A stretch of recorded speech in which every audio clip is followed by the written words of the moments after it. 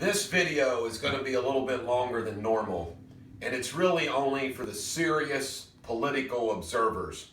But I am going to use my whiteboard here this morning to give you some analysis, which, as somebody who pays attention to the national television shows, is even absent.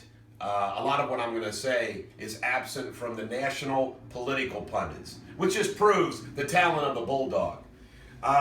But I'm going to go over some things that are being discussed relative to the Republican Party, the convention, so forth and so on. First off, we have, of course, Donald Trump, and he has 600, and I don't know the exact count for the delegates. Then you have Ted Cruz, and he's got 400 plus delegates. One thing that nobody ever mentions is Ted Cruz got most of these delegates from his win in Texas, a very large state. Okay? Texas. You take Texas out of here, not very good. And then, of course, you've got John Kasich, who has very few delegates. I think he got 66 from Ohio, but I think it's less than 100. But he has no chance of picking up the delegates. Now, here is something that ought to bother the hell out of every freaking Republican voter, okay? Donald Trump, no question about it. He's an outsider, but guess what? You go back and nobody talks about this. If you go back and look at the news reports from 2012, 2008, what are all the Republican establishment candidates doing from Mitt Romney on? McCain, all of them. They're going to meet Trump and they're asking for Trump's support and Trump's money.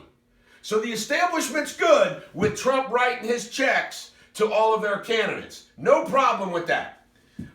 Now we're going to talk about Ted Cruz. Ted Cruz is a solid as they can be conservative Republican, okay? And I don't have any problems with Ted Cruz. He just crates on me. His personality kind of bothers me. But from the standpoint of his principles, so forth and so on, I don't have any problem with Ted Cruz. But he doesn't have any support from the establishment. He is a senator, but he has no support from the establishment. So you had the establishment all behind Jeb Bush. You had all the establishment behind them. They shifted to Rubio.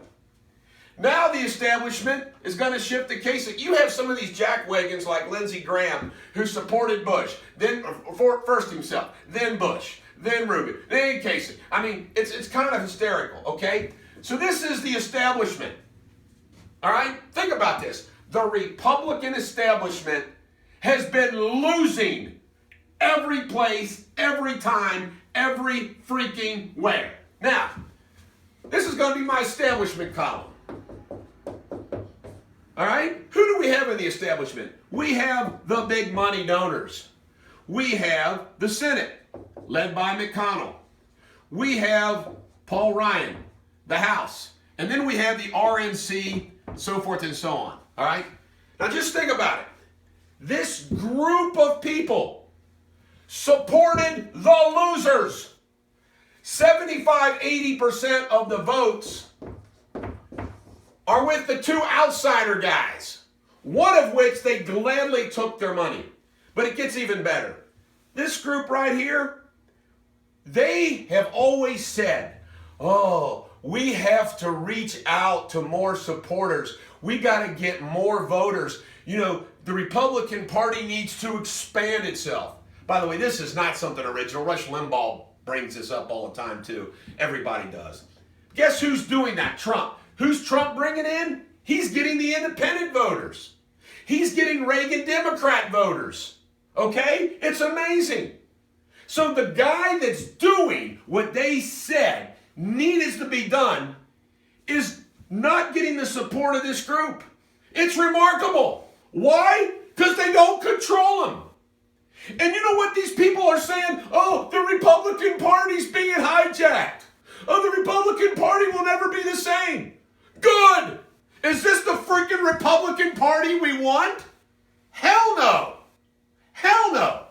And what's amazing is when you got people like Karl Rove and the Bushes and all these people wanting to hijack this guy when he's the one. Now, it gets even better.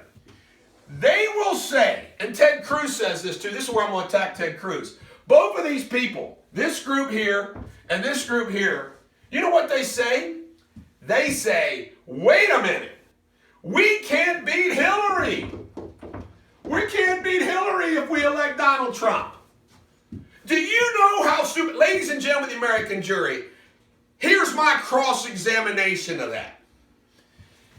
They say, can't beat Hillary. If that's the case, how do you explain the fact McCain goes down in flames, Romney goes down in flames? This guy is not only getting Reagan Democrats and independent voters, more Republicans, the voter turnout in Republican primaries up 60%. The Democratic primary voters are down 30%. You got Sanders supporters who actually have a bond with Trump on two issues. Trade, no big money. Okay? Trump will pick up some of those. But here's where it gets really good. Guess what's going on now in the Democratic Party? Latest news reports. All yesterday I was watching them unfold. The Democrats are now going to start attacking Trump to tarnish him in advance of the convention. Logic, folks. If they didn't think Trump was going to kick Hillary's ass, why would the Democrats be wanting to now focus on beating up Trump? Do you think if they really wanted Trump, they would be doing that? Hell no! They know Trump could stand on a stage and let it rip and let it rock. And Hillary doesn't want nothing to do with that.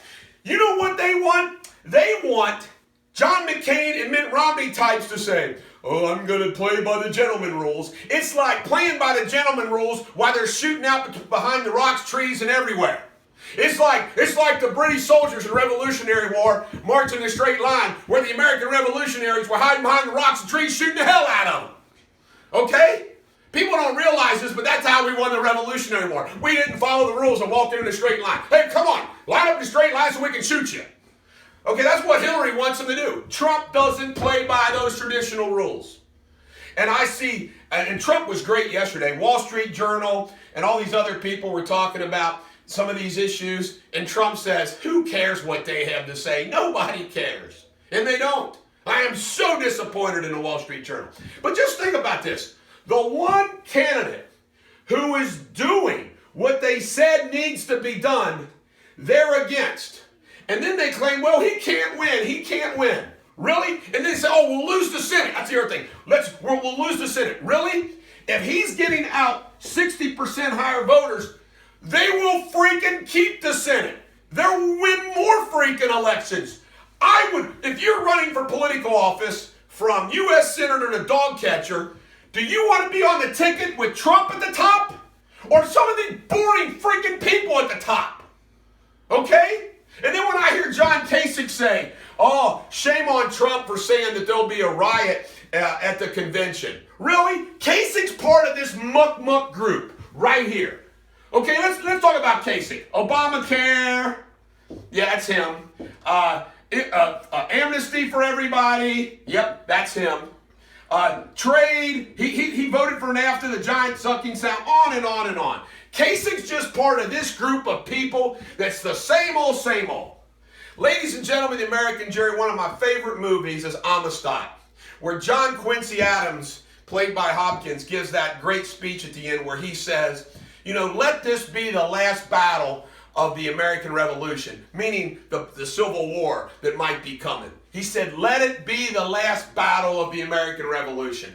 Ladies and gentlemen, the American jury, this political battle is for the heart, soul of America. What's his theme? Make America great again. And I can tell you right now, you, me, and everybody else that's smart, got a brain, social media presence, need to do all we can to fight back.